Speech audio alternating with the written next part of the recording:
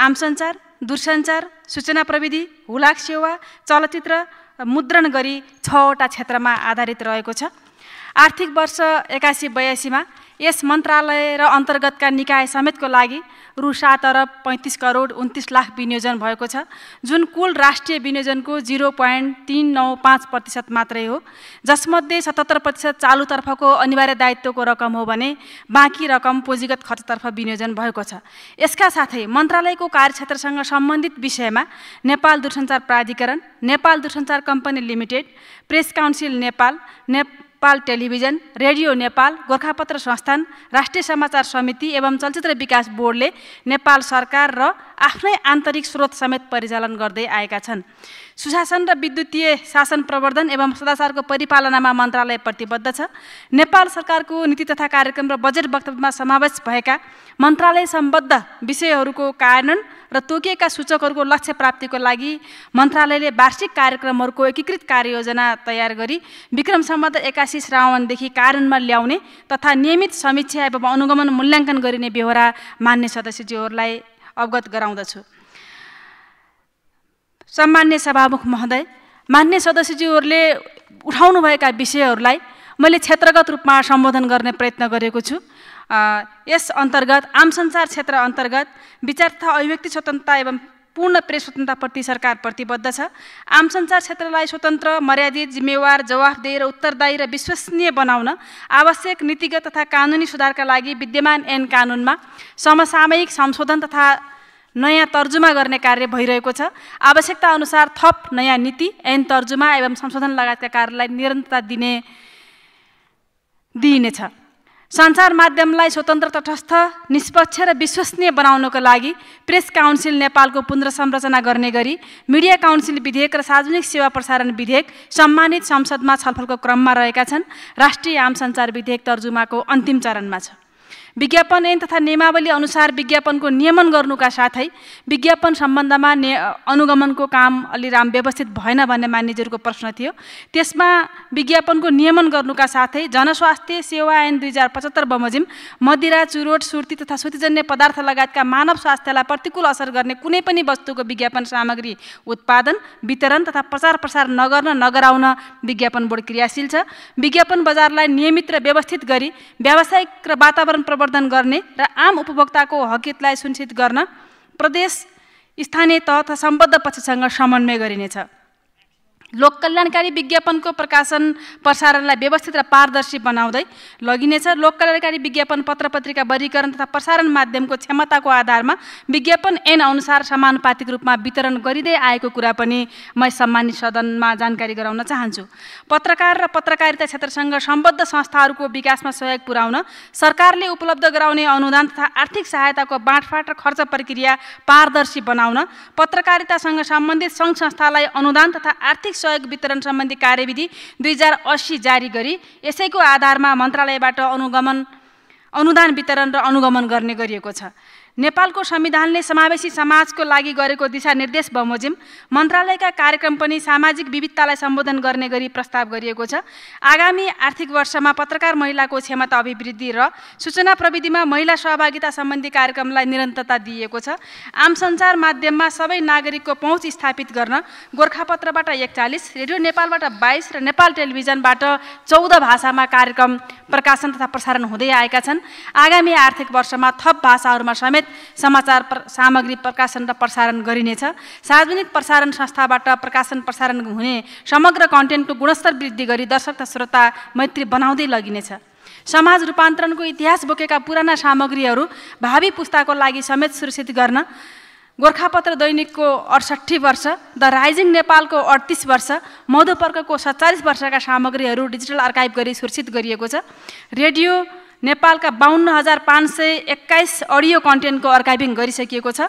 पुराना श्रव्य दृश्य सामग्रीको डिजिटल अर्काइभिङ गर्ने कार्यलाई आगामी वर्षमा समेत निरन्तरता दिइनेछ।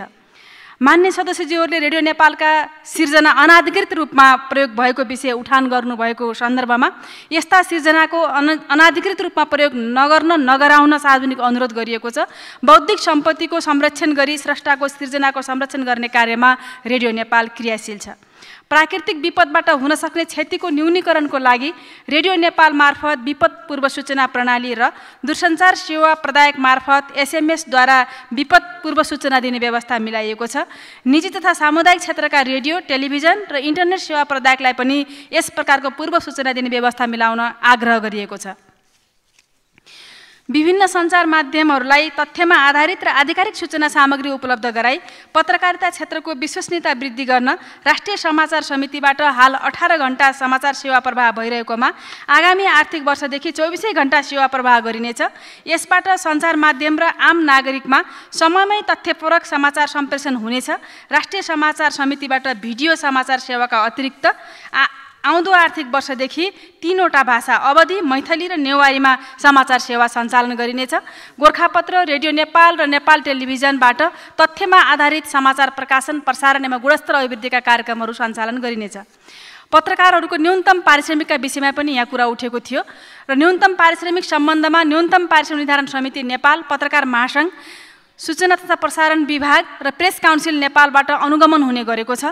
न्यूनतम पारिश्रमिकको व्यवस्थालाई प्रभावकारी रूपमा कार्यान्वयन गर्न सूचना तथा प्रसारण विभागबाट उपलब्ध हुने सेवा सुविधा प्राप्त गर्दा सम्बन्धित सञ्चार प्रतिष्ठानले पत्रकारलाई भुक्तानी गरेको मासिक पारिश्रमिकको पे-रोल समेत बुझाउनु पर्ने व्यवस्था रहेको छ। सामाजिक सञ्जालको प्रयोगलाई व्यवस्थित गर्दै लगिनेछ। सामाजिक सञ्जालको प्रयोगलाई व्यवस्थित गर्न निर्देशिका जारी भएको छ। थप व्यवस्थित गर्न विधेयक तर्जुमाको अन्तिम चरणमा छ। नेपालको प्रचलित कानुन र सामाजिक सद्भाव एवं सामाजिक वातावरणमाथि प्रतिकूल असर नपर्ने गरी सञ्चालन हुने कुनै पनि सामाजिक प्लेटफर्मप्रति सरकारको कुनै आग्रह पूर्वाग्रह नभएको कुरा म यहाँ निवेदन गर्न चाहन्छु। सामाजिक सञ्जाल युट्युबको व्यवस्थित अभिलेख, सूचीकरण र नियमित अनुगमन गर्ने कार्य प्रेस काउन्सिल नेपालबाट भइरहेको छ। आम सञ्चार क्षेत्रलाई थप जिम्मेवार र विश्वसनीय बनाउन प्रेस काउन्सिल नेपाल मार्फत पत्रकार आचार संहिता कार्यान्वयनमा जोड दिएको छ। आफ्नो बारे मिडियामा प्रसारित सामग्री गलत हो भन्ने लागेमा सम्बन्धित व्यक्तिले प्रेस काउन्सिल नेपालमा उजुरी गर्ने व्यवस्था रहेको मान्य सदस्यहरूलाई विदितै छ। नागरिकले सार्वजनिक सरकारको सूचना माग्ने र पाउने सूचनाको हकको सुनिश्चितताको लागि सरकार प्रतिबद्ध छ। सूचनाको हक कार्यान्वयन गरी सार्वजनिक निकायहरूलाई जिम्मेवार, जवाफदेही र पारदर्शी बनाउन राष्ट्रिय सूचना आयोग क्रियाशील रहेको कुरा निवेदन गर्न चाहन्छु र अब म दूरसञ्चार क्षेत्रमा उठेका केही जिज्ञासाहरूलाई सम्बोधन गर्ने प्रयत्न गर्नेछु। मान्य सदस्यज्यूहरूले मोबाइल सेवा र इन्टरनेटको गुणस्तरको सम्बन्धमा व्यवस्थित ढङ्गले विषयहरू उठान गर्नुभएको छ र यस विषयमा आम नागरिकमा गुणस्तरीय र सुलभ सेवा पुर्याउनको लागि कार्य भइरहेको छ। हाल 2वटा मोबाइल सेवा प्रदायक र 115वटा इन्टरनेट सेवा प्रदायकले अनुमति लिई सेवा दिइरहेका छन्। बजार प्रतिस्पर्धा र उपभोक्ताको छनौटको आधारमा उपभोक्ताले सेवा लिने गरेका छन्। दूरसञ्चार सेवाको नियमन नेपाल दूरसञ्चार प्राधिकरणले गरिरहेकै छ। देशभर गुणस्तरीय दूरसञ्चार सेवा पुर्याउन आवश्यकता अनुसार BTS, इनोडबी, mobile tower, fibre to the home FTTH को विस्तार लगायतका पूर्वाधारहरू थप गर्ने कार्य अगाडि बढाइएको छ।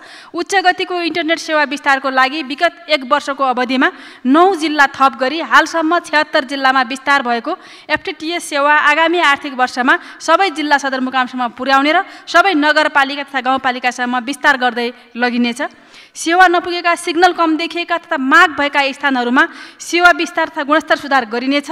नेपाल दूरसञ्चार प्राधिकरण अन्तर्गतको ग्रामीण दूरसञ्चार कोष, विकास कोष RTDF र नेपाल टेलिकमका वार्षिक कार्यक्रम मार्फत दूरसञ्चारको पूर्वाधार विकास र सेवाको गुणस्तर वृद्धि गरिनेछ। मध्य पहाडी लोकमार्ग र अन्य लोकमार्गहरूमा अप्टिकल फाइबर बिछाई सेवाको गुणस्तर वृद्धि गरिनेछ। गण्डकी र लुम्बिनी प्रदेशमा ब्रोडब्यान्ड इन्टरनेट सेवा विस्तार कार्यको सम्बन्धमा दूरसञ्चार सेवा प्रदायकद्वारा अदालतमा दायर गरिएको मुद्दा खारेज भएको हुँदा ती प्रदेशमा रोकेको कार्य शीघ्र अगाडि बढाइनेछ। दूरसञ्चार सेवाको गुणस्तर र पहुँच विस्तारको लागि भूकम्प प्रभावित 2 जिल्ला र प्रत्येक प्रदेशका कम्तीमा 2 जिल्ला रहने गरी 19वटा जिल्लालाई नमुना जिल्ला घोषणा गरी गुणस्तरीय दूरसञ्चार सेवा विस्तार गर्ने कार्य भइरहेको छ। सूचना तथा सञ्चारको पहुँच वृद्धि गर्ने उद्देश्यले सुरु गरिएको ब्रोडब्यान्ड इन्टरनेट सेवा सबै स्थानीय तहका सबै वडामा पुर्याइनेछ, वडाको केन्द्रमा पुर्याइनेछ। नेपाल दूरसञ्चार प्राधिकरण मार्फत आगामी आर्थिक वर्षमा सामुदायिक विद्यालय र स्वास्थ्य केन्द्रमा ब्रोडब्यान्ड इन्टरनेट विस्तार गरिनेछ। विद्यालयमा अनलाइन मार्फत शिक्षण सिकाइ हुन सक्ने गरी दूरसञ्चार पूर्वाधारको विस्तार गरिनेछ। नवीनतम प्रविधिको उच्चतम प्रयोग गर्दै देशभर गुणस्तरीय दूरसञ्चार सेवा प्रदान गर्न सेवा प्रदायकहरूलाई प्रोत्साहन गरिएको छ। सेवा प्रदायक कम्पनीलाई व्यावसायिक वातावरणको सिर्जना गर्न र स्वच्छ व्यवसाय मार्फत सरकारलाई प्राप्त हुने कर, राजस्व, रोयल्टी, दस्तुर समयमै सरकारलाई प्राप्त हुनुपर्ने विषयमा मन्त्रालय स्पष्ट छ। सोको लागि रेभिन्यू एस्युरेन्स सिस्टम RAS लागू गराउनका साथै सेवा प्रदायकको नियमन र सुशासन प्रवर्धनमा मन्त्रालय क्रियाशील रहेको बेहोरा अनुरोध गर्दछु। मोबाइल सेवा प्रदायक एनसेलको सेयर खरिद बिक्रीको विषयमा पनि प्रश्न उठेको थियो। यस सम्बन्धमा नेपाल सरकारबाट जाँचबुझ गर्न गठित उच्चस्तरीय समितिको सुझावका आधारमा मन्त्रालयलाई प्राप्त मन्त्री परिषदको निर्णयको निर्देशन नेपाल दूरसञ्चार प्राधिकरण मार्फत कार्यान्वयन भइरहेको विषय सामान्य सभामुख मार्फत मान्यज्यूहरूलाई अवगत गराउन चाहन्छु।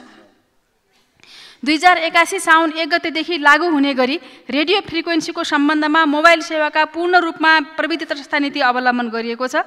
दूरसञ्चार सेवाको रेडियो फ्रिक्वेन्सी बाँडफाँड तथा मूल्य सम्बन्धी नीति 2080 मा गरिएको यस व्यवस्थाले मोबाइल सेवा प्रदायकहरूबाट नेपाल सरकारलाई वार्षिक रूपमा प्राप्त भइरहेको रेडियो फ्रिक्वेन्सी बापतको शुल्कमा वृद्धि भई हरेक वर्ष थप रु 40 करोड प्राप्त हुन सक्नेछ।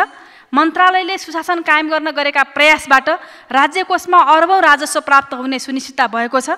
केही इन्टरनेट सेवा प्रदायकहरूले तिर्नुपर्ने राजस्वको सन्दर्भमा दायर गरेको मुद्दा सम्मानित सर्वोच्च अदालतबाट खारेज भएको हुँदा लामो समयदेखिको राजस्व सम्बन्धी विवाद समाधान भएको छ। मन्त्रालयको कार्यक्षेत्रमा स्वच्छ व्यावसायिक वातावरण सिर्जना गरी यस क्षेत्रमा सुशासन कायम गर्न मन्त्रालय प्रतिबद्ध छ। यसबाट राजस्व सङ्कलनमा विगत वर्षभन्दा उत्साहजनक वृद्धि भएको छ। आगामी आर्थिक वर्षमा सबै स्थानीय तहमा 4G सेवा विस्तार गरिनेछ। दूरसञ्चार सेवाको गुणस्तर वृद्धिको लागि उपलब्ध साधन स्रोतको प्रभावकारी परिचालन गरिने बेहोरा मान्य सभामुख मार्फत अनुरोध गर्न चाहन्छु। 5G तथा फिक्स्ड वायरलेस एक्सेस जस्तो नवीनतम प्रविधिहरूको लागि आवश्यक पर्ने फ्रिक्वेन्सी ब्यान्ड तथा ब्यान्डविड्थ समेत निर्धारण गरी रेडियो फ्रिक्वेन्सीलाई प्रतिस्पर्धाको आधारमा वितरण गर्ने व्यवस्था गरिएको छ। 5G को प्राविधिक परीक्षण सम्पन्न भई व्यावसायिक सञ्चालनको लागि अध्ययन भइरहेको कुरा पनि निवेदन गर्न चाहन्छु। दूरसञ्चार सम्बद्ध कानुनहरू, दूरसञ्चार ऐन, नियमावली, सूचना प्रविधि नीति आदिलाई समसामयिक एवं लगानी मैत्री बनाई सूचना प्रविधि दशकको लागि पूर्वाधार तयार गरिनेछ। अब म सूचना प्रविधितर्फ थोरै प्रवेश गर्न चाहन्छु। नेपाललाई सूचना प्रविधिको हबको रूपमा विकास गर्ने र आगामी दशकलाई सूचना प्रविधि दशकको रूपमा अगाडि बढाउन आगामी आर्थिक वर्षलाई प्रारम्भ वर्षको रूपमा लिई तदनुरूपको तयारीको थालनी गरिनेछ। 16औं योजनाले पनि सूचना प्रविधिको क्षेत्रलाई रूपान्तरणकारी क्षेत्रको रूपमा उच्च महत्त्व दिएकोले सरकारले निजी क्षेत्रसँग साझेदारी गरी यस क्षेत्रमा रोजगारी सिर्जना गर्दै सेवा निर्यात गर्ने वातावरण निर्माण गर्नेछ। सूचना प्रविधि दशकलाई राष्ट्रिय प्राथमिकता र अभियानका साथ अगाडि बढाउन तीनै तहका सरकार, निजी क्षेत्र र सम्बद्ध व्यवसाय समेतको बृहत सहभागितामा 10 वर्षे मार्गसूची तयार गरी कार्यान्वयन गरिनेछ। मलाई विश्वास छ यस अभियानमा सबै निकाय, संस्था र क्षेत्रबाट अपनत्वका साथ पूर्ण सहयोग प्राप्त हुनेछ। सूचना प्रविधि क्षेत्रबाट अरबौं रुपियाँको निर्यात गर्न सकिने तथ्य विभिन्न अध्ययनले देखाएका छन्। निजी क्षेत्रसँगको छलफल समेतका आधारमा आगामी 10 वर्षमा 30 खर्बको निर्यात र 10 लाखको रोजगारी सिर्जना हुनेमा विश्वस्त छौँ। सरकारले अगाडि बढाएको सूचना प्रविधि दशक अभियानबाट निजी क्षेत्र अत्यन्तै उत्साहित भएको छ। सरकारले उपयुक्त व्यावसायिक वातावरण सिर्जना गरी निजी क्षेत्र एवं विश्वविद्यालय लगायतका प्राज्ञिक क्षेत्रहरूसँगको सहकार्यमा सूचना प्रविधि सम्बन्धी सेवाको उत्पादन र निर्यातको प्राथमिकताका साथ सञ्चालन गर्नेछ। नीति तथा कार्यक्रम र विनियोजित बजेट बीचको तादात्म्यता नहुँदा नीतिमा लिएका लक्ष्य प्राप्ति हुन सक्दैनन् कि भन्ने मान्यज्यूहरूबाट धारणा व्यक्त भएको छ। यस सम्बन्धमा नीति तथा कार्यक्रमले लिएका लक्ष्य प्राप्तिको लागि मन्त्रालयले विनियोजित बजेटको दक्षतापूर्ण उपयोग गर्नेछ। मातहतका संस्थाहरूमा रहेको आन्तरिक स्रोतको परिचालन, निजी एवं व्यावसायिक क्षेत्रमा साझेदारी मार्फत कार्यक्रम कार्यान्वयन गरी अधिकतम लक्ष्य हासिलको प्रयत्न गरिनेछ। सुशासन, विकास र समृद्धिका लागि डिजिटल नेपालको दूरदृष्टिसहित 76 सालबाट सुरु भएको डिजिटल नेपाल फ्रेमवर्कको विषयमा प्रश्न उठेका छन्। कार्यान्वयनको सिलसिलामा 8 क्षेत्रहरू डिजिटल फाउन्डेसन, कृषि, शिक्षा, स्वास्थ्य, ऊर्जा, पर्यटन, वित्त र शहरी पूर्वाधार तथा उक्त क्षेत्र अन्तर्गतका 80वटा पहलहरू मार्फत कार्य भइरहेको छ। यस मन्त्रालयको कार्यक्षेत्रभित्र परेको डिजिटल फाउन्डेसन तयार गर्न डिजिटल नेपाल एक्सिलरेसन प्रोजेक्ट समेत सञ्चालनमा रहेको छ। यो नेपाल सरकारको साझा फ्रेमवर्क भएकोले सबै निकायबाट सूचना प्रविधिका क्षेत्रमा भएका पहल र प्रयासलाई यसैमा समावेश गरी कार्यान्वयन गर्नुपर्नेमा फरक निकायबाट कार्यक्रम सञ्चालन गर्दा समन्वयमा कठिनाइ उत्पन्न हुन गएको कुरा साँचो कुरा हो। आगामी वर्ष अन्तर्निकाय समन्वय गरी फ्रेमवर्कको परिमार्जनसहित कार्यान्वयन गरिनेछ। सार्वजनिक सेवा प्रवाहलाई छिटो, सरल र सहज र पारदर्शी बनाई प्रभावकारी सेवा प्रवाहको लागि एकीकृत कार्यालय व्यवस्थापन प्रणालीमा सबै सङ्घीय मन्त्रालय र लुम्बिनी प्रदेशका सबै मन्त्रालयहरू आबद्ध भएका छन्। आगामी आर्थिक वर्षमा यस प्रणालीको विस्तार गरी सबै प्रदेश र स्थानीय तहहरू समेत आबद्ध गर्दै लगिनेछ। महत्त्वपूर्ण संवेदनशील पूर्वाधार निर्माणका लागि नेपाल सरकारले सरकारी जग्गाको उच्चतम उपयोग गर्दै, यस विषयमा केही प्रश्नहरू पनि उठेको छ, उपयोग गर्दै ललितपुरको खुमलटार स्थित नेपाल सरकारको स्वामित्वमा रहेको र रेडियो नेपालले उपयोग गरिरहेको जग्गा प्रचलित कानुन अनुसार संरक्षण र सदुपयोग गर्दै इन्टरनेट एक्सचेन्ज सेन्टर, सूचना प्रविधि ज्ञान पार्क, नेपाल दूरसञ्चार प्राधिकरणको प्रशासनिक भवन र अनुसन्धान केन्द्र निर्माण गरी सेवा प्रवाहलाई व्यवस्थित गर्न खोजिएको हो। इन्टरनेट एक्सचेन्ज सेन्टर स्थापना गरी एकमुष्ट रूपमा ब्यान्डविड्थ आयात गर्दा सस्तो दरमा इन्टरनेट सेवा उपलब्ध हुने र ज्ञान पार्क निर्माण गरी सूचना प्रविधि हबको आधार तयार भई थप रोजगारी सिर्जना हुनेछ। उक्त स्थानमा पूर्ण रूपमा भौतिक संरचना मात्र स्थापना हुने नभई पर्याप्त मात्रामा खुल्ला स्थान समेत रहने बेहोरामा मान्य सदस्यज्यूहरूलाई जानकारी गराउन चाहन्छु। साइबर आक्रमणको पहिचान, रोकथाम र प्रतिकार्य गर्दै उत्थानशील साइबर स्पेस तयार गर्ने उद्देश्यका साथ राष्ट्रिय साइबर सुरक्षा केन्द्रको स्थापना गरिएको छ। 24 घण्टा 7 दिन साइबर सुरक्षा केन्द्रलाई क्रियाशील बनाउँदै साइबर जोखिमको पूर्वानुमान र जोखिम न्यूनीकरणलाई थप प्रभावकारी बनाइनेछ। साइबर सुरक्षा सम्बन्धी विधेयक छिट्टै संसदमा पेश गरिनेछ। हाल 24 घण्टा सञ्चालनमा रहेको सरकारी डाटा सेन्टरको पुनः संरचना गरी एकीकृत डाटा व्यवस्थापन केन्द्र स्थापना गरिएको छ। डाटा मिररिङ सहितको डिजास्टर रिकभरी सेन्टर सञ्चालनमा ल्याइनेछ। निजी क्षेत्रद्वारा सञ्चालित डाटा सेन्टरको मापदण्ड निर्धारण गरी स्तरीकरण र नियमन गरिनेछ। सञ्चार तथा सूचना प्रविधि क्षेत्रमा दक्ष जनशक्तिको आकर्षण बढाउनका लागि सूचना प्रविधि विषयमा स्नातक, स्नातकोत्तर, एमफिल र विद्यावारिधि गर्ने विद्यार्थीलाई विश्वविद्यालय अनुदान आयोगको सहकार्यमा छात्रवृत्ति प्रदान गर्ने र सार्वजनिक सेवा क्षेत्रमा कार्यरत दक्ष जनशक्तिलाई प्रोत्साहन गर्ने कार्यक्रमहरू अगाडि बढाइनेछ। सूचना प्रविधि क्षेत्रमा विकसित नवीनतम प्रविधिको उपयोग गर्न आगामी आर्थिक वर्षमा कृत्रिम बौद्धिकता नीति एआई पोलिसीको अवधारणा तयारीको कार्य भइरहेको छ। साथै नीति तर्जुमाको कार्यलाई तीव्रता दिन आवश्यक स्रोतको व्यवस्था गरिएको छ। एआईको प्रयोग, प्रवर्धन र नियमनको लागि इकोसिस्टम निर्माण गरिनेछ। तीव्र गतिमा रूपान्तरण हुने प्रविधि क्षेत्रलाई व्यवस्थित गर्ने कानुनलाई समय सापेक्ष बनाउँदै लैजाने विषय मन्त्रालयको प्राथमिकतामा रहेको छ।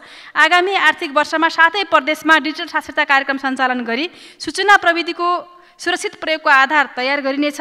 सूचना प्रविधिको क्षेत्रमा विद्यमान डिजिटल डिभाइडलाई न्यूनीकरण गर्न विपन्न वर्गसम्म पहुँच वृद्धि गरी यस क्षेत्रलाई सामाजिक आर्थिक रूपान्तरणको क्षेत्रको रूपमा विकास गरिनेछ।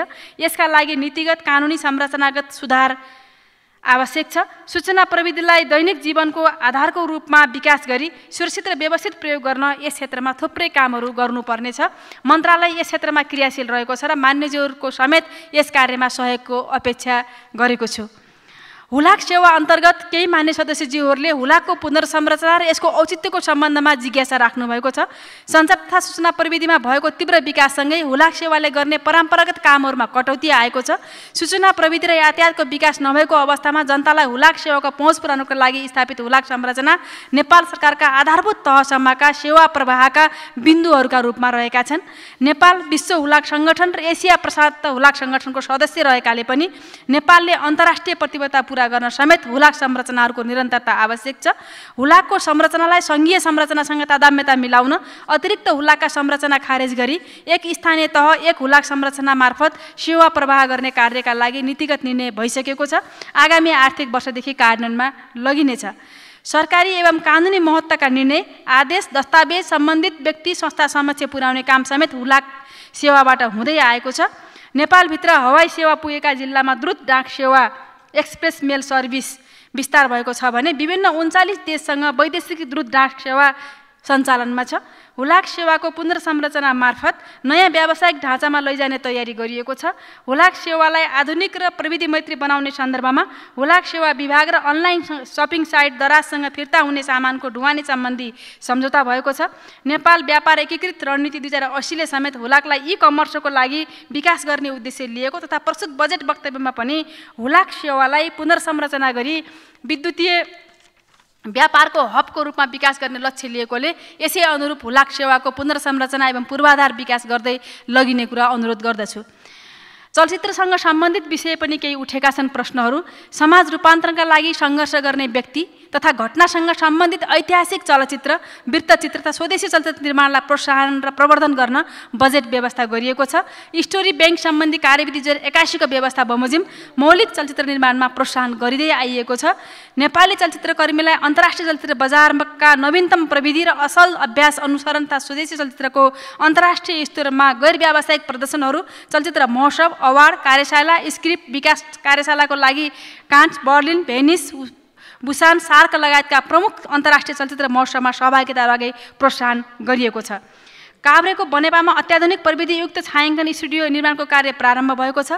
नेपालका अन्य सम्भावित छायाङ्कन स्थलको रोस्टर तयार गरिएको छ। यस क्षेत्रमा लगानी गर्न इच्छुक स्वदेशी तथा विदेशी लगानीकर्तालाई लगानीको लागि सहजीकरण गरिएको छ। चलचित्र क्षेत्रमा सूचना प्रविधिको प्रयोग गरी मौलिक, गुणस्तरीय र प्रतिस्पर्धी चलचित्र निर्माणको लागि चलचित्र विकास बोर्डमा पोस्ट प्रोडक्सन ल्याब स्थापनाको कार्य प्रारम्भ भएको छ। बक्स अफिस प्रणालीलाई स्तरोन्नति गर्दै लगिएको छ। सुरक्षण मुद्रण सम्बन्धी विधेयक दुवै सदनबाट स्वीकृत भइसकेको छ, जसबाट संवेदनशील छपाईको लागि संरचनागत र कानुनी आधार तयार भएको छ। संवेदनशील प्रकृतिका मुद्रणलाई देशभित्रै छपाई हुने गरी सुरक्षण मुद्रण सम्बन्धी पूर्वाधार निर्माण भइरहेको छ। नागरिकता, हुलाक टिकट, अन्तशुल्क स्टिकर, सवारी धनी प्रमाणपत्र नेपालमै छपाई भइरहेका छन्। सम्माननीय सभामुख महोदय, संस्था सूचना प्रविधिको क्षेत्रमा भएको तीव्र विकासले आर्थिक, सामाजिक, शैक्षिक लगायतका क्षेत्रमा प्रभाव पारेको छ। विश्वमा विकसित नवीनतम प्रविधिको प्रयोग गर्दै समृद्धिको लक्ष्य प्राप्ति गर्नुपर्नेछ। आगामी आर्थिक वर्षमा मन्त्रालयले सञ्चालन गर्ने कार्यक्रमहरूमा गुणस्तरको सुनिश्चिततासहित समयमै सम्पन्न गरी लक्षित उपलब्धि हासिल गर्ने प्रतिबद्धता व्यक्त गर्न चाहन्छु र विगतमा जस्तै कार्यक्रमको कार्यान्वयनको क्रममा समेत मान्य सदस्यज्यूहरूको साथ र सहयोगको अपेक्षा गरेको छु र मैले विभिन्न विषयमा र विभिन्न शीर्षकमा समेटेर मान्यज्यूहरूले उठाउनु भएको विषयहरूलाई सम्बोधन गर्ने प्रयत्न गरेँ। के कति सम्बोधन भए, के कति विषयहरू छुटेका छन्, त्यो विषयमा केही विषयहरू छुटेका रहेछन् भने मान्यज्यूहरूले फेरि पनि विषयहरू राख्नुहुनेछ र हामी छलफल गर्नेछौँ भन्दै अहिलेलाई सञ्चार तथा सूचना प्रविधि मन्त्रालयका तर्फबाट मान्यज्यूहरूले उठाउनु भएका विषयमा गरिएको सम्बोधनको कार्यक्रम म यहीँ अन्त्य गर्न चाहन्छु। धन्यवाद, नमस्कार।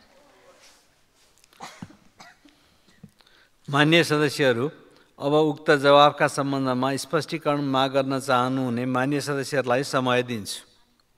विनियोजन विधेयक अन्तर्गत विभिन्न मन्त्रालयहरूसँग सम्बन्धित शीर्षकहरूमाथि 2081 जेठ 32 गते छलफलमा भाग लिनुभएका मान्य सदस्यहरूले मात्र स्पष्टीकरण माग गर्न पाउनुहुने बेहोरा मान्य सदस्यहरूलाई जानकारी गराउँछु। स्पष्टीकरण माग गर्न चाहनुहुने प्रत्येक मान्य सदस्यहरूलाई 1 मिनटको समय निर्धारण गरेको छु। मान्य सदस्यहरू, स्पष्टीकरण माग गर्न चाहनुहुने मान्य सदस्यहरूले सजिलोको लागि आफ्नो नाम सभामुखको डायससँगै बसेका सचिवालयका कर्मचारीहरूलाई 3 मिनटभित्र लिखित रूपमा उपलब्ध गराइदिनु हुन अनुरोध गर्दछु।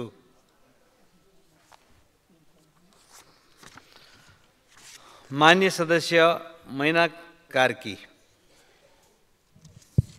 सम्माननीय सभामुख महोदय, सञ्चार तथा सूचना प्रविधि मन्त्रालय माननीय मन्त्रीज्यूसँग म केही प्रश्न गर्न चाहन्छु। कतिपय पहाडी दुर्गम जिल्लाहरूमा एनटिसी मोबाइल रेडियो नेपाल राम्रोसँग सुनिँदैन। कतिपय भएका टावरहरूले पनि काम गर्दैनन्। फोन र रेडियो सुन्न डाँडा काँडा जानुपर्ने बाध्यता छ। यसको समाधानको लागि आगामी दिनमा कतिवटा टावर थप्दै हुनुहुन्छ? कतिपय काम नगरेका टावरलाई कस्तो प्राविधिक र के समस्या समाधान गर्दै हुनुहुन्छ? धन्यवाद।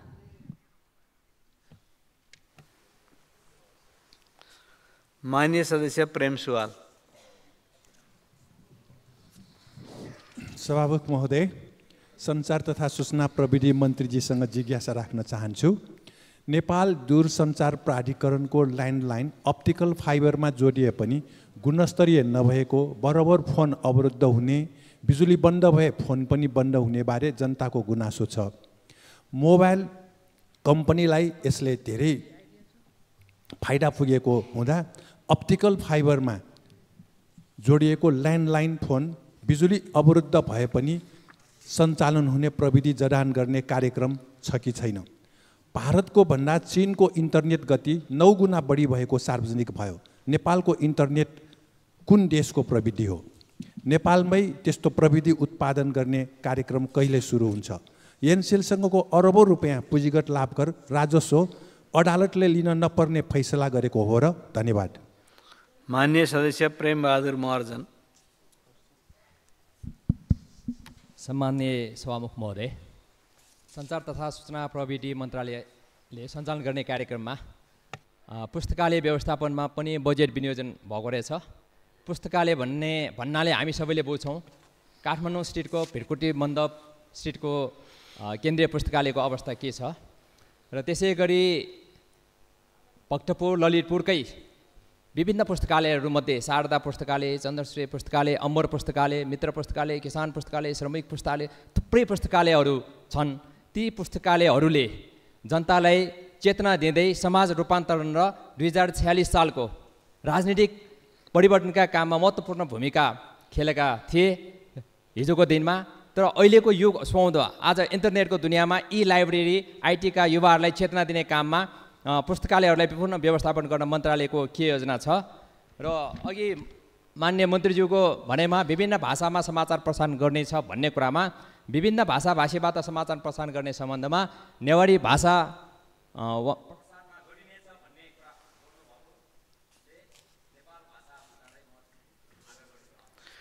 माननीय सदस्य मानवीर राई। सम्माननीय सभामुख महोदय, मेरो प्रश्न सञ्चार मन्त्रीज्यूलाई। सोलुखुम्बु जिल्ला र खोटाङ जिल्लाको सिमाना थुलुङ दुधकोशी गाउँपालिका 5, ऐसेलु खर्क गाउँपालिका खोटाङको 4 नम्बर वडाको माझमा डाँडा खर्का टेलिफोन टावर निकै लामो समय अगाडि बनेको, मैले योभन्दा अगाडि उठाएको छु। त्यहाँ पुरानो सोलर प्यानल भएको कारणले टेलिफोनहरू अवरोध हुने गर्छ। त्यसैले अहिले राष्ट्रिय प्रसारण लाइनको बिजुली गइरहेको बेला पोल कोअर्डिनेसन गरेर, अहिले पोल गाड्ने समय छ, त्यो कोअर्डिनेसन गरेर त्यहाँ बिजुलीको लाइन पुर्याइयोस् भन्ने कुरो योभन्दा अगाडि उठाएको छु। यो के भइरहेको छ? अर्को सोलुखुम्बु जिल्लाको मापे दुधकोशी गाउँपालिका वार्ड नम्बर 1 बतासे डाँडामा टेलिफोन टावर बन्यो, तर अहिले पुरा नसकिएको कारणले चालु छैन। कहिलेसम्म यो चालु हुन्छ? यस विषयमा मेरो प्रश्न। धन्यवाद। माननीय सदस्य प्रतीक्षा तिवारी। सम्माननीय सभामुख महोदय मार्फत सञ्चार तथा सूचना प्रविधि मन्त्रीज्यूलाई प्रश्न। सरकारले सूचना प्रविधि दशकको लक्ष्य राखेको छ, पुरा गर्ने योजना के छ? अहिले पनि काठमाडौँ लगायत नेपालका विभिन्न ठाउँमा एनटिसी एनसिएलका नेट टेलिफोनको टावर पुगेको छैन, कहिलेसम्म पुग्छ? र मन्त्रीज्यूलाई यही हामीले बोलिराखेको संसद भवनभित्रकै माइक्रोफोनहरू राम्रोसँग सञ्चालन भएका छैनन्, नेट इन्टरनेट राम्रोसँग पक्रिँदैन भनेर भनेको थिएँ, जवाफ आएन। मन्त्रीज्यूसँग जवाफको अपेक्षा। माननीय सदस्य शोभिता गौतम। सभामुख महोदय, मैले मन्त्रीज्यूलाई गत वर्ष पनि प्रश्न गरेको थिएँ, आज त्यही प्रश्न दोहोऱ्याउँदैछु किनभने गत वर्ष पनि सम्बोधन भएको छैन। काठमाडौँ जिल्ला काठमाडौँ क्षेत्र नम्बर 2 अन्तर्गत पर्ने शङ्खरापुर नगरपालिका वडा नम्बर 8मा अहिलेसम्म पनि यो फोन र इन्टरनेटको सेवा छैन। त्यहाँ रहेको गाउँबाट विद्यालयबाट अर्को गाउँमा अथवा चाहिँ नगरपालिकामा सम्पर्क गर्नुपर्दाखेरि पनि सम्पर्क हुन सक्ने स्थिति छैन। काठमाडौँ जिल्लाकै यो हालत छ भनेदेखि नेपालका दूरदराजमा के छन् मैले भनिरहनु पर्ने स्थिति होइन। यो काठमाडौँको शङ्खरापुर नगरपालिका वडा नम्बर 8मा कहिले फोन र कहिले इन्टरनेटको सेवा पुग्छ? यसमा मन्त्रीज्यूको जवाफ चाहन्छु। र अर्को एउटा प्रश्न चाहिँ नि मन्त्रीज्यूले यो एआईको इकोसिस्टम विकास गर्ने भन्ने कुरा भन्नुभएको छ, यो अलिकति बृहत खालको अलिक भेग खालको टर्म भयो कि? यो एआई प्रयोगमा प्रवर्धन गर्नको लागि थुप्रै ठाउँमा आइसिटी ल्याब्सहरू बन्नुपर्ने होला। त्यो आइसिटी ल्याबहरू बनाउनको लागि चाहिँ नि सरकारले 1-2 ठाउँमा बजेट छुट्याएको भन्ने चाहिँ सुनेको छ। त्यसको चाहिँ अलिकति स्पष्ट योजना के छ त्यसको बारेमा थप जानकारी चाहन्छु। धन्यवाद। माननीय सदस्य असीम शाह। सम्मानीय सभामुख महोदय, मन्त्रीज्यूलाई मेरो प्रश्न रहेको छ। विज्ञापन ऐन 2076 को दफा 6 मा नेपालमा प्रसारण हुने विदेशी टेलिभिजन च्यानलले विज्ञापन रहित क्लिन फिट प्रसारण गर्नुपर्ने व्यवस्था गरेको छ। साथै विदेशका विज्ञापनलाई नेपाली सञ्चार माध्यमले प्रसारण गर्दा डबिङ गरी प्रसारण गर्न पाइने छैन भन्ने पनि व्यवस्था रहेको छ। नेपाली टेलिभिजन च्यानलले विदेशी विज्ञापन डबिङ गरी प्रसारण गर्न नहुने भन्ने व्यवस्थाका कारण केही बहुराष्ट्रिय कम्पनीले नेपालमै विज्ञापन बनाउने पनि गरेका छन्। त्यसले केही फाइदा नेपाली प्राविधिक र कलाकारहरूलाई अवश्य भएको छ, तर अनुगमन एकदमै फितलो छ, जसले गर्दाखेरि प्राविधिकहरू मारमा परिरहेका छन्। यसतर्फ ध्यान आकर्षण गराउन चाहन्छु। धन्यवाद।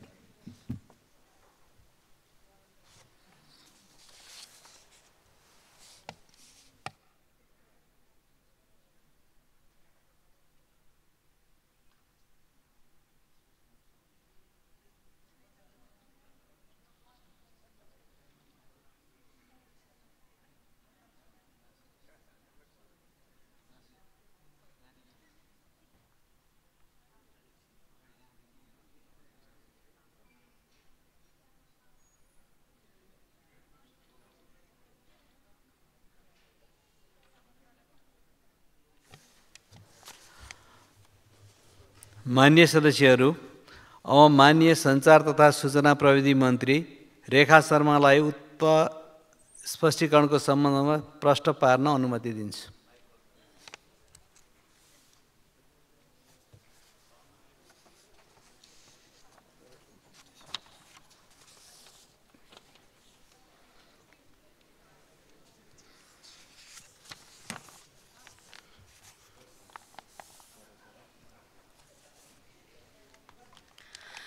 सम्मान्य सभामुख महोदय, केही मान्य सदस्यज्यूहरूले केही विषयमा स्पष्टताको लागि अथवा समस्याका रूपमा फेरि पनि केही विषयहरू उठाउनु भएको छ। म यसलाई सम्बोधन गर्ने प्रयत्न गर्नेछु।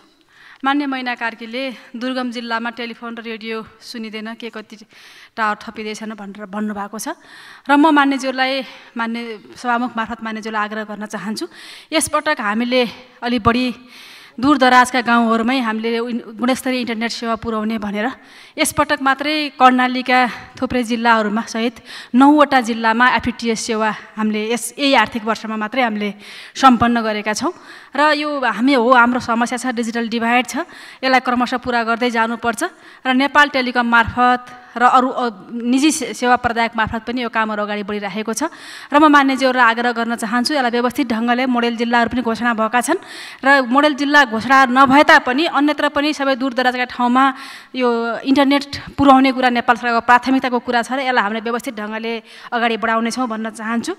र प्रेमसुवाल मान्यज्यूले उठाउनु भएको कुरा ठिक कुरा छ। यसमा चाहिँ हामी जुन ल्यान्डलाइन अवरुद्ध हुने कुरा छ त्यो ब्याकअपको व्यवस्था गर्नुपर्छ र यसलाई अप्टिकल फाइबरमा बत्ती नभए त्यो ल्यान्डलाइन जाने भन्ने जुन समस्या भएको छ त्यो समस्यालाई व्यवस्थित गर्नुपर्छ भन्ने जुन कुरा राख्नु भएको छ, यसको निम्ति ब्याकअपको सिस्टमको विषयमा नेपाल टेलिकममा छलफल भइरहेको छ र यो विषयलाई हामी अगाडि बढाउनेछौँ। र इन्टरनेट कहाँको प्रयोग भएको छ भनेर मानिसले राख्नु भएको छ। हामीले इन्टरनेट लिँदाखेरिमा ब्यान्डविड्थ लिँदाखेरिमा हामी यो प्रतिस्पर्धा गराउँछौँ र केही अधिकांश हाम्रो भारतको छ र केही फेरि हाम्रो चाइनाबाट पनि यो उपलब्ध भएको छ र हाम्रो आफ्नै इन्टरनेट ब्यान्डविड्थ हामी यहाँ क्रिएसन गर्ने स्थितिमा छैनौँ। तर अघि पनि मैले बोल्ने क्रममा हामीले इन्टरनेट गेटवेको प्लेटफर्म निर्माण गर्न सक्यौँ भने हामी यसलाई अहिले हाम्रो हरेक संस्थाले आफूलाई चाहिएको ब्यान्डविड्थ आफू खुसी किन्ने भएको छ। यसले गर्दा महँगो पनि भएको छ र अहिले हामी नेपाल सरकारको तर्फबाट सञ्चार मन्त्रालयको तर्फबाट अहिले हामी ब्यान्डविड्थको गेटवे निर्माण गर्ने यो प्रक्रियामा छौँ। यसो हुँदा होलसेल रूपमा हामीले त्यो लिनेछौँ र यसले हामीलाई थोरै सस्तो हुनेछ र अलि गुणस्तर पनि हुनेछ भन्ने म राख्न चाहन्छु। र मान्यज्यूले पुस्तकालय व्यवस्थापनको कुरा गर्नुभयो, त्यसमा आएको कुरा के हो भने हामीले आम पुस्तकालयको कुरा होइन, यो मन्त्रालय अन्तर्गतको पुस्तकालय व्यवस्थापनको लागि विनियोजन भएको बजेटको कुरा हो। यो अरू बाँकी अन्यत्र ई लाइब्रेरी अहिलेको आवश्यकता हो भन्ने कुरा ठिक कुरा हो, तर सञ्चार मन्त्रालयको क्षेत्राधिकारभित्र अन्यत्र पुस्तकालय व्यवस्थापन गर्ने कुरा नभएको कुरा जानकारी गराउन चाहन्छु। र एउटा सुझाव छ, नेवारी भाषालाई नेपाल भाषा भन्नु पर्यो भनेर जुन भन्नुभएको छ त्यो ठिक छ, त्यसलाई मैले आत्मसात गर्न चाहन्छु। र टेलिफोन टावर लामो समयसम्म नबनेको बिजुलीसँग कोर्डिनेसन गरेर अगाडि बढ्नुपर्ने भन्ने जे कुरा राख्नु भएको छ, हाम्रोमा अलिकति समस्या के भएको छ भने हाम्रो जुन कोर्डिनेसन जुन ढङ्गले हुनुपर्ने हो, युटिलिटी कोरिडोर बन्नुपर्ने त्यो बनिरहेको छैन। खास गरेर एनइए हाम्रो यो के अरे सडक त्यस पछाडि आउँदाखेरिमा हाम्रो टेलिकम यिनीहरूको बिचमा एउटा कोअर्डिनेसन हुनुपर्छ र हामीले एउटाले सडक खन्दाखेरि पनि अप्टिकल फाइबर काटिने सेवा अवरुद्ध हुने, त्यसपछि बिजुलीको पोलमा फेरि हामीले राख्दाखेरिमा बिजुली अन्डरग्राउन्ड हुँदा बित्तिकै त्यसमा समस्या आउने पनि गरेको छ र हामीले यो कोअर्डिनेसनको निम्ति छलफल चलाइरहेका छौँ र यसलाई छिटोभन्दा छिटो युटिलिटी करिडोर सम्बन्धी विधेयक ल्याएर यसको समस्याको समाधान पनि गरिनेछ भन्न पनि चाहन्छु। र मान्य प्रतीक्षा तिवारीले जुन विषय उठाउनु भएको छ, सूचना प्रविधिको दशकको पुरा गर्ने लक्ष्य भन्नुभयो, मैले केही कुराहरू राखेँ जस्तै लाग्छ र यसमा के हो त भन्दाखेरि हामीले यो लक्ष्य पुरा गर्नुपर्छ। लक्ष्य पुरा गर्नको निम्ति हाम्रो नेपाल सरकार, निजी क्षेत्र, वैदेशिक लगानी लगायत सबै कुराको उपयुक्त कोअर्डिनेसन गरेर हामीले यो लक्ष्य हासिल गर्नुपर्छ र यो लक्ष्य हासिल गर्न सकिन्छ, यो महत्त्वाकांक्षी छैन भन्ने कुरामा हामी निजी क्षेत्रसहित हामी सबै छलफल गरेर यो निष्कर्षमा सरकार पुगेको छ। त्यसकारण यसको लागि म मान्यज्यूलाई जानकारी पनि गराउन चाहन्छु, हामी सञ्चार मन्त्रालयमा एउटा कार्यदल गठन गरेर यो आइटी दशकभित्र मूलतः यो वर्षलाई पूर्वाधार के अरे हाम्रो पूर्वाधारको एउटा वर्ष भनेर भएको हुनाले र यो पहिलो वर्ष पनि भएको हुनाले पूर्वाधार निर्माण नै यसको लागि पहिलो वर्षको रूपमा महत्त्वपूर्ण काम हुनेछ। हामी कार्यदल गठन गरेर 10 वर्षे कार्ययोजना तयार गर्ने यो प्रक्रियामा छौँ। त्यसको ठोस र मूर्त कार्ययोजना तयार भइसकेपछि हामी जानकारी गराउने नै छौँ र यहीँभित्र अब हाम्रो यही आइसिसी भित्रै पनि र फेरि काठमाडौँमै नेटको समस्या छ भन्ने जे कुरा राख्नु भएको छ, आइसिसी भित्रकै समस्यामा हामी कोअर्डिनेसन गर्नेछौँ। यहाँको समस्या समाधान तुरुन्तै गरिनेछ म यो आग्रह गर्न चाहन्छु। र काठमाडौँमा पनि कतिपय ठाउँमा यो ब्ल्याक होल जस्तो भएर नेटहरू नटिप्ने, फोन नलाग्ने स्थिति पनि छ, त्यो हामीले गर्छ र ब्ल्याक स्पटहरूमा पत्ता लगाएर त्यो ब्ल्याक स्पटमा आवश्यक प्रविधि जडान गरेर त्यो काम गर्ने भनेर नेपाल टेलिकमले सर्वे गरिरहेको छ। मान्य सोभिता गौतमले उठाउनु भएको, अघिल्लो साल पनि उठाउनु भएको थियो, अहिले पनि शङ्करापुरको गाउँपालिकाको विषय उठाउनु भएको छ। यिनी विषयहरूमा पनि ब्ल्याक स्पटहरू हामीले पहिचान गरेर अगाडि बढाउने भनेर टेलिकमसँग सहकार्य गरिरहेका छौँ र यसलाई मैले थप गम्भीरतापूर्वक नेपाल टेलिकमसँग फेरि पनि छलफल गरेर यो काठमाडौँ उपत्यकाकै यति नजिकै गाउँपालिकामा यो स्थिति हुनुहुन्न भन्ने कुरामा म पनि सहमत छु। यसका निम्ति हामी फेरि पनि प्रयत्न गर्नेछौँ मान्यज्यू। र एआई प्रयोगमा गरिएको विषय भेग भयो भनेर जे भन्नुभयो, हाम्रो अहिलेसम्म कस्तो भइरहेछ भने हामी सूचना प्रविधिमा संसारले तीव्र रूपमा विकास गर्ने, तर हामीसँग त्यो सम्बन्धलाई कार्यान्वयन गर्नु निम्ति हामीसँग पोलिसी छैन, कानुन छैन, हामी धेरै पछाडि छौँ। त्यसकारण एआई सम्बन्धी पोलिसी निर्माण गर्दैछौँ। मैले भन्न खोजेको हो हामी पोलिसी निर्माण गरेर यसको प्रयोग कसरी गर्ने भन्ने कुरा पोलिसीमा उल्लेख गर्नेछौँ र पोलिसीमा उल्लेख गरिसकेपछि यो विषयमा हामी आवश्यकता अनुसार मान्यज्यूहरूसँग पनि छलफल गर्नेछौँ, उहाँहरूका पनि राय सुझावहरू लिनेछौँ भन्ने कुरा राख्न चाहन्छु।